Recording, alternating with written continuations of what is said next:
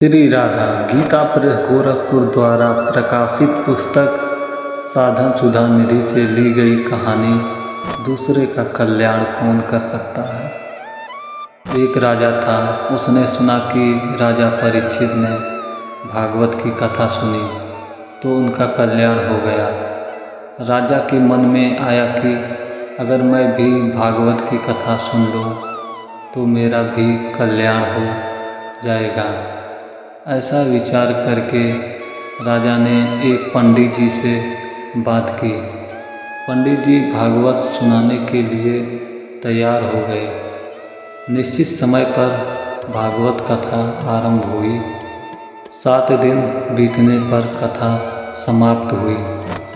दूसरे दिन राजा ने पंडित जी को बुलाया और कहा कि पंडित जी, ना तो आपने भागवत सुनाने में कोई कमी रखी, ना मैंने सुनने में कोई कमी रखी। फिर भागवत सुनने पर कोई फर्क तो पड़ा नहीं। बात क्या है? पंडित जी ने कहा कि महाराज, इसका उत्तर तो मेरे गुरुजी ही दे सकते हैं। राजा ने कहा कि आप अपने गुरुजी को आदरपूर्वक यहाँ लेकर आए, हम उनसे पूछेंगे। पंडित जी अपने गुरुजी को लेकर राजा के पास आए। राजा ने अपनी शंका गुरुजी के सामने रखी कि भागवत सुनने पर भी मेरा कल्याण क्यों नहीं हुआ, मन की हलचल क्यों नहीं मिटी। गुरुजी ने राजा से कहा कि थोड़ी देर के लिए मेरे को अपना अधिकार दे दो। राजा ने उनकी बात स्वीकार कर ली। गुरुजी ने आदेश दिया कि राजा और पंडित जी दोनों को बांध दो। राजपुरुषों ने दोनों को बांध दिया।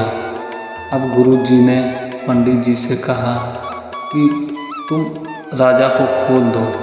पंडित जी बोले कि मैं खुद बंधा हुआ हूँ, फिर राजा को कैसे खोल सकता हूँ। गुरुजी ने राजा से कहा कि तुम पंडित जी को खोल दो।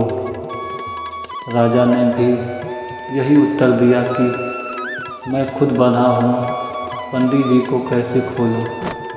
गुरुजी ने कहा कि महाराज, मैंने आपके प्रश्न का उत्तर दे दिया।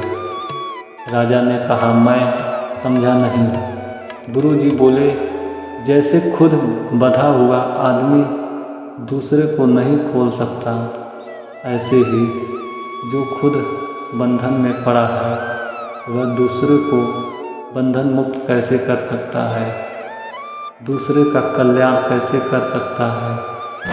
अनुभव पुरुष से जो लाभ होता है वैसा लाभ दूसरे पुरुष से नहीं होता।